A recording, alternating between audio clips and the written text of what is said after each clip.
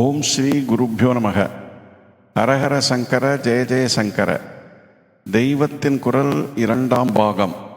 அத்தியாயம் எல்லாவித அறிவும் வேண்டும்.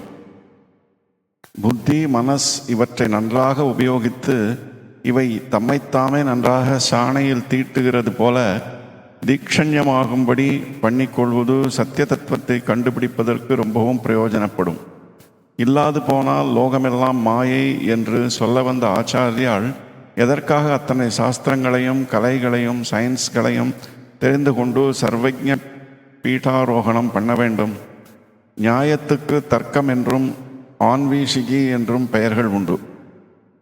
இந்த ஆன்வீஷிகியான நியாயத்தையும் கபில மகர்ஷி ஸ்தாபித்ததால் காபிலம் எனப்படும் சாங்கியத்தையும், பதஞ்சலியின் பெயரால் பாதஞ்சலம் எனப்படும் யோக சாஸ்திரத்தையும், குமாரில பட்டரின் பாட்ட மதமான மீமாம்சையையும் நம் ஆச்சாரியால் கரைத்து குடித்திருக்கிறார் என்று சங்கர விஜயங்களில் ஒன்றில் ஒரு ஸ்லோகம் இருக்கிறது.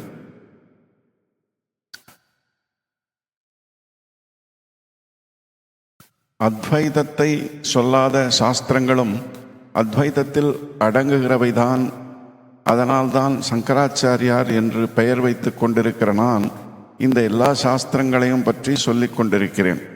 துவைத்தம், விசிஷ்டாத்வைத்தம், சைவம், வைஷ்ணவம் இவற்றில் எல்லாவற்றையும் தனக்குள்ளே வைத்து கொண்டிருப்பது அத்வைத்தம். மற்றவை இதை திட்டினாலும் அவற்றையும் அது தனக்குள்ளே இடம் கொடுத்து வைத்து கொண்டிருக்கிறது. அவற்றை இது திட்டுகிற இடங்களிலும் அவைதான் முடிந்த முடிவு என்று அத்வைத்தம் தப்பு என்றும் அவை சொன்னதை ஆக்ஷேபிப்பதற்காகத்தான் திட்டு இருக்குமே தவிர அவை அடியோடு தப்பு என்று அத்வைத்தம் சொல்லாது.